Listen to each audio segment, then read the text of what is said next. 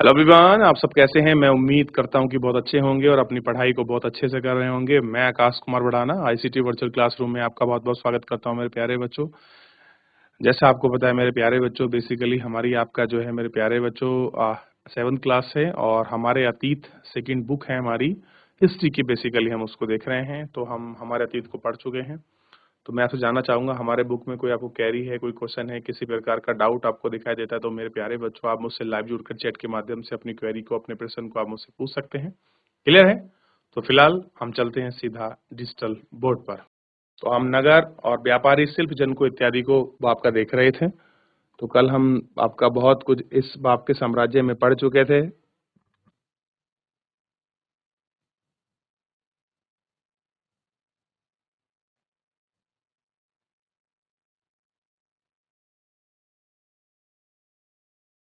तो कल हमने जो है इस चैप्टर के अंतर्गत बहुत सारी चीजों के बारे में पढ़ा। खास कर कल हम लोगों ने आज जो है हमने ये देखने का प्रयास किया कि दक्षिण भारत में किस तरह के आपके शहर बसे थे और विजयनगर साम्राज्य या हम्पी की जो आपकी वास्तुकला थी, तुंगभद्रा और कृष्णा नदी के पास जो आपके बसे हुए आपके नगर थे, जो व्यापार के आपके प्रमुख केंद्र के रूप में उभरे थे, उनका हमने एक स्ट्रक्चर और वहाँ की वास्तुकला को देखने का प्रयास किया कि कैसा कुछ वहाँ का स्ट्रक्चर रहा। क्लियर है? तो ये सारी चीजों को हमने देखा और जाना और उनको समझने का प्रयास किया। भैया हम्पी उम्पी में क्या कुछ रहा, कैसा कुछ था, और पश्चिमी सूरत प्रवेश द्वार क्या था और उन प्रवेश द्वार की स्थिति क्या थी, और क्या क्या क्या आप इसको समझ सकते हैं। इस प्रकार से हमने इनको सबको देखने का और जानने का प्रयास किया है। चलिए, तो सूरत को हमने देखा। आपको पता सूरत क्या था? एक बहुत बड़ा ट्रेडिंग पॉइंट था, क्योंकि सूरत के पोर्ट पर जो था आपका अरब के व्यापारी आपका ट्रेड कर दिया करते थे, और अरब के व्यापार वहां से जो व्यापारी थे अपना सामान खरीद कर वो लोग आपका मध्य एशिया से ऊपर आपके अमेरिका, नॉर्थ अमेरिका और यूरोप तक का जो आपका ट्रेड था वो लोग क्या करते थे। तो सूरत का जो पोर्ट था वो अपने आप में यूनिकनेस बनाए हुए था, बहुत सारी चीजों को आपस में संजोए हुए था। और उसका प्रमुख कारण क्या था मेरे प्यारे बच्चों? उसका प्रमुख कारण एक ही था, और वो क्या था? वो था आपका वहाँ का ट्रेड, वहाँ का व्यापार। ठीक, जो उसको और महत्वपूर्ण बना रहा था। ठीक है, जो उनको महत्वता दिखा रहा था। इन सब चीजों को देखने का, इन सब चीजों को जानने का हमने प्रयास किया। क्लियर है? आगे बढ़ जाएं। हुंडी को पता क्या है? ये साहूकार द्वारा उल्लेख किया गया एक ऐसा प्रपत्र था जिसके माध्यम से आप रकम जुटा सकते थे या इसके बदले में आप जो है रकम ले सकते थे। तो हुंडी क्या था? एक आपका परपत्र था। ठीक है। तो कह रहे हैं कि सूरत में कठियावाड़ सेठों और महाजनों ने की साहूकार कंपनियां थी जिनका उल्लेख सूरत के वहां जरिए हुआ। हुंडियों को दूर दूर तक मिस्र के काहिरा, इराक और बेल्जियम और अक्टूबर के बाजारों में मनता थी। यानी कि हुंडी जिसके पास होगी वो कभी भी उसको कैश कर सकता है। ऐसा परपत्र था जो कभी भी आप दिखाओगे उसके बदले में आप एक्चुअल मूल्य को खरीद सकते थे। क्लियर है? किंतु 17वीं शताब्दी के अंतिम दिनों में सूरत में अधपतन प्रारंभ हो गया। धीरे धीरे आपका डिक्लाइन हुआ। फिर आपने मछलीपट्टनम को पढ़ा कि मछलीपट्टनम कैसा है। अंग्रेज जब मछलीपट्टनम से गए उससे पहले बड़ा हाँ, मछलीपट्टनम बड़ा एक इम्पोर्टेंट पोर्ट भी था और ट्रेड के रिलेटिव पॉइंट से अच्छा था, क्योंकि ईस्ट इंडिया कंपनी वहाँ आई, हॉलैंड के लोग वहाँ आए, और जैसे ही ईस्ट इंडिया कंपनी वहाँ से जाकर अपना जो है कलकत्ता में और बालासोर वगैरह में इन लोगों ने उड़ीसा और वेस्ट बंगाल में अपने आप को एस्टेब्लिश किया, तो मछलीपट्टनम की जो महत्वता थी वो अब उतनी नहीं रही, वो महत्वता आपकी घट गई, और जिसकी वजह से हमको ये सारी चीजें हमको दिखाई दी। ठीक, और बहुत सारे व्यापार में चीजों में जो हानि हुई वो सारी हमने इनको इसमें आपका देखा। चलिए आगे बढ़ रहे हैं। अब थोड़ा सा हमने गोलकुंडा के बारे में पढ़ा कि गोलकुंडा के जो आपके शासक थे किस प्रकार से काम किया करते थे, क्या क्या स्थिति बनी, कैसे आपका औरंगजेब ने गोलकुंडा के शासक को जो क्षेत्र को अपने साम्राज्य में मिला लिया। 1686-7 के बीच में क्या रहा, यूरोपीय कंपनी कैसे किस प्रकार से उभरी, क्या क्षेत्र आपको वेस्ट दिखाई देता है। ठीक, ये सारी चीजों को हमने पढ़ने का इसमें प्रयास किया है।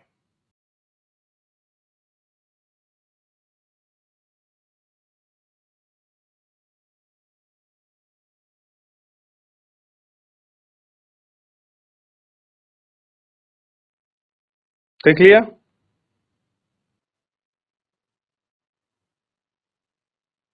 कह रहे 16वीं और 17वीं शताब्दी में यूरोप के देश व्यापारिक से मसालों और कपड़ों की तलाश में लगे थे वे पश्चिमी यूरोप के एशिया की जगह दोनों में आपके लोकप्रिय थे। कह रहे जो आप देखोगे यूरोप में भी और मध्य एशिया में भारत के कपड़े और मसालों की बड़ी डिमांड थी। यूरोप जो पश्चिमी एशिया के दोनों तरफ लोकप्रिय थी, हालांकि अंग्रेज, पोलैंडवासी और फ्रांसीसियों ने पूर्व में अपनी कंपनी की गतिविधियों का विस्तार किया। गतिविधियों का विस्तार का मतलब होता है कि अपने ट्रेड को लेकर एक्टिविस्ट किया, ट्रेड को लेकर वो चीजें चली, उन्होंने अपनी लोकप्रियता बनाने का प्रयास किया ताकि वो ट्रेड कर पाए। क्लियर है? ठीक।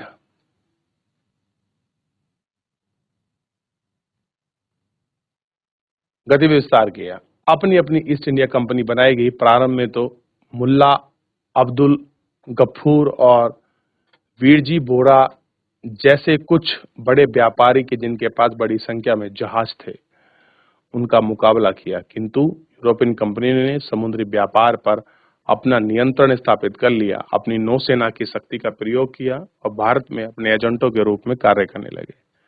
कैसे थे? अपने एजेंटों के रूप में कार्य करने लगे।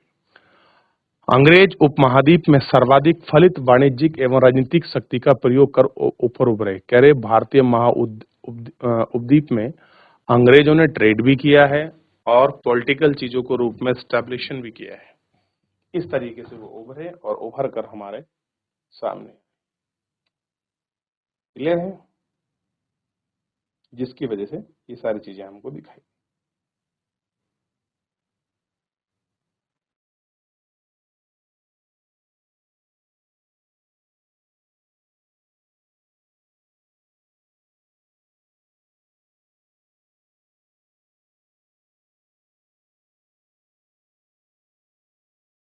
देख लिया?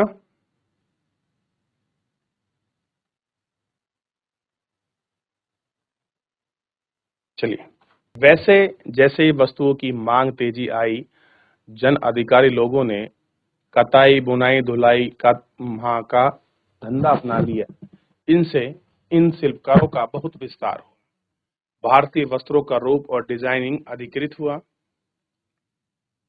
परिष्कृत हुए, किंतु ये सवाल शिल्पकला की स्वतंत्रता घटने लगी। शिल्प जन पेशगी की प्रणाली पर काम करने लगे, जिनका अर्थ ये हुआ कि न यूरोपीय एजेंटों में पहले पेंशन लगा दी और उन्होंने आप कपड़ा बुनकर होता, बुनकरों को अपना कपड़ा बुनने के समय में स्वतंत्रता दे दी जाती थी। वो एकजुट हुए और इन डिजाइनों की मांग खड़ी करी और उन सब मांगों को हमने आपका दे दिया। ठीक है? और 18वीं शताब्दी में मुंबई, कलकत्ता, मद्रास शहरों जो आपके प्रमुख नगर है, इनका उदय हुआ। ये आज भी महानगर है।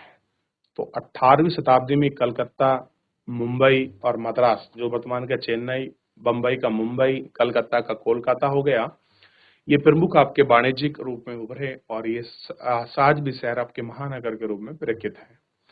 शिल्प और बड़े व्यापारी बड़े बड़े परिवर्तन आए, जैसे बुनकर, कारीगर, सौदागर कंपनियों के द्वारा बनाए गए इन नगरों की स्थापना ब्लैक टाउनशिप में स्थापित हो गई। यानी कि देसी व्यापारिक शिल्पकारों को उन्हें ब्लैक टाउन्स में सीमित कर दिया गया, जबकि गोरो शासकों को मद्रास, सैंसफोर्ड, सेंट जॉर्ज और कोलकाता के फोर्ट में आपका विलियम की शानदार कोठी की आवास बनाया गया। तो आप देखते हैं कि किस तरीके से वहाँ कंपनी स्थापित हुई, ब्लैक टाउन स्थापित हुआ। ब्लैक यानी कि देसी व्यापारी और शिल्पकार ब्लैक टाउन्स की वहाँ सीमित कर दिया गया, जबकि गोरों के लिए ब्लैक जो है फोर्ट सेंट जॉर्ज। तो ब्लैक जो आपके देसी ट्रेडर थे या फिर जो आपके शिल्पकार थे उनके लिए ब्लैक टाउन, और जो लोग आपका गोरे थे उनके लिए सेंट फोर्ट जॉर्ज। क्लियर है? मद्रास में और कलकत्ता में saint fort saint William. Madras में क्या हुआ आपका फोर्ट सेंट जॉर्ज और कलकत्ता में फोर्ट सेंट विलियम नामक शानदार कोठी या अब आपके किले बनाए गए। और 18वीं शताब्दी में शिल्पकला की वाणिज्यिक कहानी हम अगले वर्ष पढ़ेंगे कि भैया कैसे कैसे शिल्पकला का विकास हुआ, कौन कौन सी चीजों को यहाँ शिल्पकला के विकास के अंतर्गत आपका रखा गया है और इन शिल्पकला के विकास में हमने ये सारी चीजें की गई हैं। क्लियर है? इनको हम एक एक करके आपका समझें।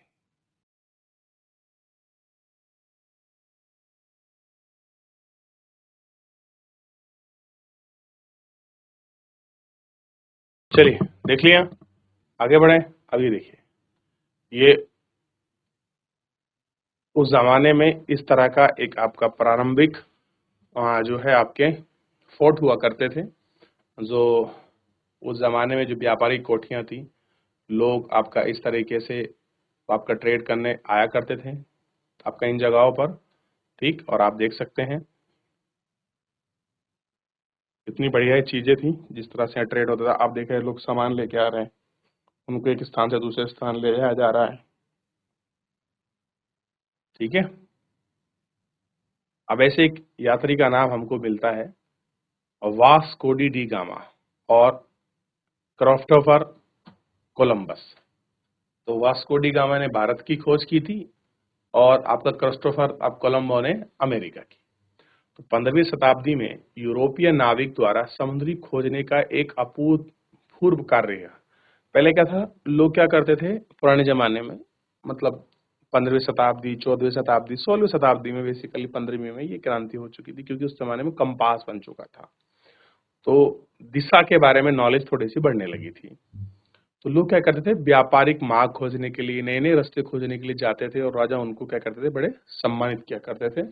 तो लोग वो रिस्क लेकर वो काम किया करते थे क्योंकि उस जमाने में मान लीजिए कोई आपके पास नेविगेशन नहीं है, इतनी उन्नत टेक्निक नहीं है, आप ट्रेड करने जा रहे हैं, बड़े बड़े तूफान आ सकते हैं, समुद्र का रास्ता था, तो जान भी जा सकती थी। भारतीय उपमहाद्वीप तक पहुंचने के लिए मार्ग खोजने और मसालों को प्राप्त करने की इच्छा प्रेरित थी। पुर्तगाली नाविक वास्को डी गामा अटलांटिक महासागर के साथ यात्रा करते हुए केप पुट ऑफ डॉग, यानी कि पुर्तगाल आए, यानी कि उल्टी तरफ को चले ये, और इन्होंने कहाँ पहुंचे, अटलांटिक महासागर जो एस आकार का है।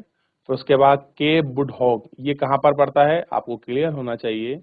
ये किट हॉग, ये आपका दक्षिण अफ्रीका का कोस्टल एरिया का एक पॉइंट है, एक पोर्ट है केप बुड हॉग, तो वहां तक ये पहुंच गए। ठीक, और हिंद महासागर को पार कर कर ये भारत पहुंचा। कौन? Vasco D gamma.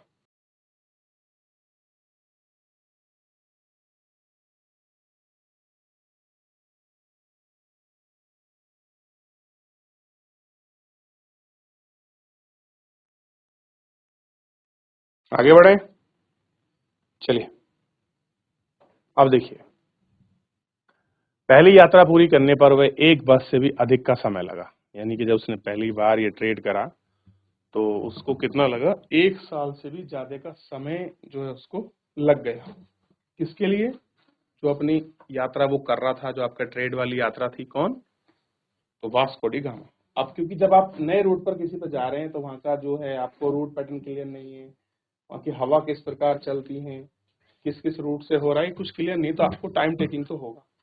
तो ऐसा ही कुछ वास्को डी गामा के साथ भी हुआ, जो बड़ा टाइम टेकिंग उनके ट्रेवल रहा। कैसा रहा? टाइम टेकिंग ट्रेवल रहा। अब देखिए, टाइम टेकिंग ट्रेवल रहा और 1498 यानी कि 1458 में कालीकट पर पहुंचा और उसने पुर्तगाल की राजधानी लिस्बन लौट गया। तो पहले कहाँ पहुंचा? आपका केरल में कालीकट पर पहुंचा, बहुत सारी काली मिर्च मसाले वगैरह अपने साथ बहुत कुछ क्या किया, अपने साथ कैरी किया, मतलब उनको तो इकट्ठा किया और वापस पुर्तगाल की जो राजधानी है लिस्बन, लिख लीजिए, लिस्बन पहुंच गया। और समुद्र यात्रा के दौरान चार से उसके 4 में से 2 जहाज नष्ट हो गए। 4 जहाज का बेड़ा लेके चला था, कितने पहुंचे फाइनल? 2 वापस गए। 170 यात्री में से केवल 54 ही जीवित बचे। सोच के देखिए, 170 लोगों को लेके आया था, कितने बचे? 54। तो उस जमाने में यात्रा करना इसलिए जोखिमपूर्ण था। और लोग, हमारे यहाँ पहले मान्यता क्या थी कि जो व्यक्ति समुद्र की यात्रा करेगा वो जीवित नहीं बचेगा। अरे जोखिम इतना था, जीवित कहाँ से बचता वो? पूरा जहाज पलट जाए, तूफान आ जाए, कुछ हो जाए, बीमारी हो जाए, कहीं फंस जाए, तो तब ऐसी चीजें थी।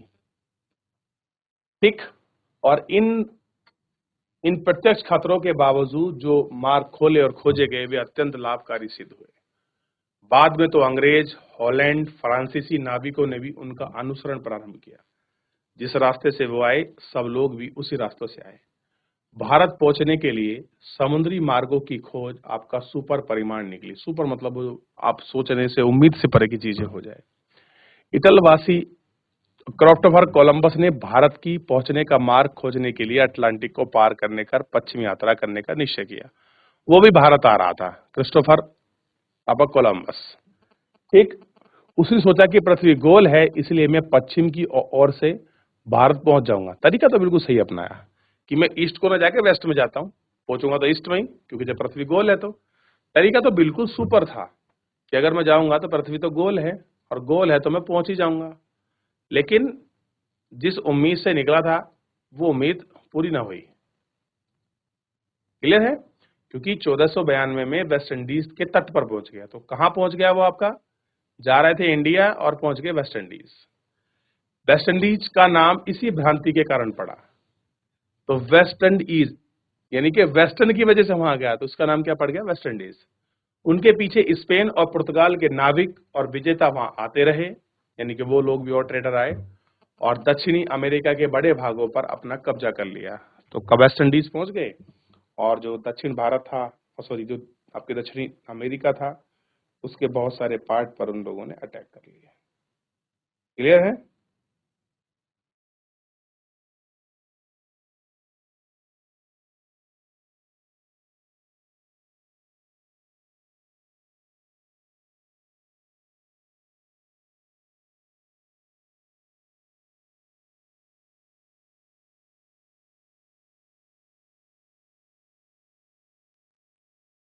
आगे बढ़ जाएं। चलिए, तो अब आपको क्लियर हो गया कहां कहां पहुंच गए और दक्षिण अमेरिका का कब्जा कर लिया और अक्सर उन प्रदेश वाली बस्तियों को नष्ट कर दिया। तो इस तरीके से इन लोगों ने अपने यहाँ पूरा कब्जा किया। अब हम कुछ इसके साथ चैप्टर हमारा समाप्त हुआ। अब इसमें हम कुछ फिल इन द ब्लैंक्स पढ़ेंगे हम। जैसे निम्नलिखित स्थानों की पूर्ति कीजिए। पूर्ति का मतलब कोई जहां पर जहां पर आपको फिल इन द ब्लैंक्स मिले हैं उन ब्लैंक्स को आपको भरना है कि भाई यहाँ पर फिल इन द ब्लैंक्स है, इसकी जगह क्या उचित शब्द आएगा ये आपको देखना है। क्लियर है?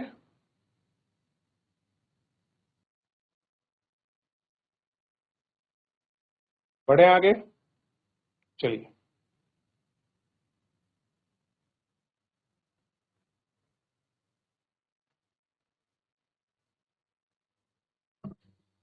राज राजेश्वर मंदिर डैश डैश में बनाया गया था। तो बताइए कब बनाया गया था राजेश्वर मंदिर? ये आपको क्लियर होना चाहिए। चलिए बताइए बच्चों, कब बनाया गया था? अगर आपने पढ़ा है तो इसका आंसर आपको क्लियर होना चाहिए कि जो आपका राज राजेश्वर मंदिर है वो कब बना। पहले का फर्स्ट आंसर है राज राजेश्वर मंदिर में बनवाया गया था। तो ये आपका बेसिकली सदी पूछ रहा है, सेंचुरी किस सदी में बनाया। फटाफट आप अपनी किताबों के पन्ने पलटिए, पन्ने पलटेंगे तो शायद वो आंसर आपको मिल जाए जो आप ढूंढना चाहते हैं। क्लियर है? ढूंढ लीजिए आप लोगों ने।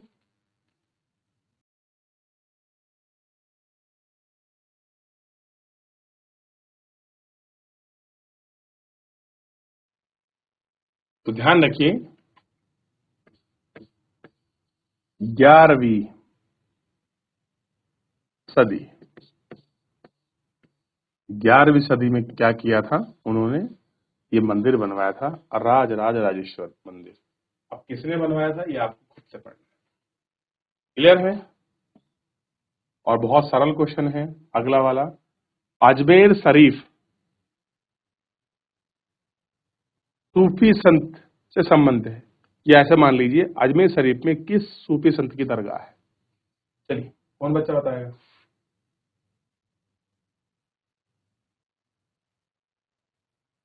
तो क्लियर होना चाहिए, ख्वाजा मोइनुद्दीन चिश्ती। यहां लिख दूं पूरे में, यहां लिख दूं, चलिए यहां लिख देते हैं, ख्वाजा मोइनुद्दीन चिश्ती। ख्वाजा मोइनुद्दीन, मोफई बनेगा, मोइनुद्दीन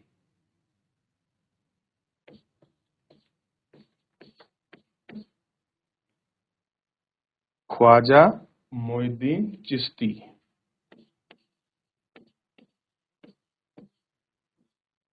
क्लियर है, ये इनकी तरह। तो फिल इन द ब्लैंक्स में ये वाला आंसर फिल हो जाएगा। हम्पी साम्राज्य की राजधानी थी। कितना सरल और आंसर क्वेश्चन। और इसके बाद है, हॉलैंड वासियों ने आंध्र प्रदेश में पर अपनी बस्ती बसाई। कल पढ़ाना था मैं और आज ही पढ़ाया था मैंने इसको। चलिए, तो हम्पी किसकी राजधानी थी? अभी हम पढ़ रहे थे विजयनगर। किसकी थी? विजयनगर की।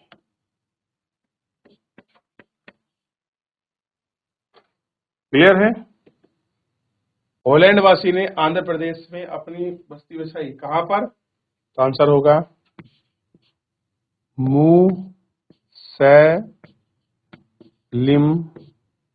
मुसलीपट्टनम।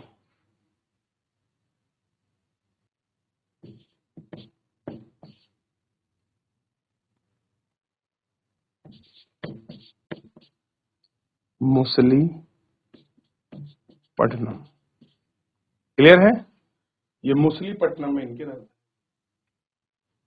या इसको ऐसा तय और नया लिखना है भाई, ये शॉर्टकट हो रहा है, ऐसे भी करके लिख लीजिए। क्लियर है? तो मुसलीपट्टनम में अपनी राजधानी। और इसके बाद है, सही गलत का आपको आंसर बताना है। तो सही गलत का आंसर भी फटाफट कर लेते हैं, ठीक है। हमें राज राजेश्वर मंदिर मूर्तिकार स्थापित की एक विशेषता हम जानते हैं। क्या ये बात सही है, गलत है? तो ये बात सही है। दौलता लोग काफिले की यात्रा करने की बजाय अकेले यात्रा करना पसंद करते थे। ये गलत है। लोग काफिलों में यात्रा करते थे, जो व्यापारी थे, जो आपके सौदागर लोग थे, ठीक। और काबुल हाथियों का व्यापार केंद्र था? नहीं, काबुल नहीं, काबुल व्यापारी केंद्र नहीं था। सूरत बंगाल की खाड़ी पर स्थित है, बिल्कुल गलत है। अरब सागर में स्थित है सूरत बंदरगाह। क्लियर है? ये आपको इतना ध्यान। तो ये सारी बेसिक फंडामेंटल वाले क्वेश्चन जो है हमने देख लिए हैं। क्लियर है? और ब्लैक टाउन आपको क्लियर होना चाहिए। ब्लैक टाउन क्या था? देसी व्यापारी और शिल्पकारों का जो स्थान था वो उसे कहा गया। तो सेंट विलियम फोर्ट्स और सेंट विलियम जेम्स जो है कहाँ कहाँ पर थे? आपके मद्रास और कोलकाता में अंग्रेजों के जो व्यापारिक केंद्र थे उनका नाम था। चलिए, फिलहाल आज के इसलिए लेक्चर में इतना ही। मिलेंगे नेक्स्ट लेक्चर में। तब तक अपना ध्यान रखिए, स्वस्थ रहिए, अपनी पढ़ाई को अच्छे से करते रहिए। मुझसे जुड़ने के लिए बहुत बहुत धन्यवाद।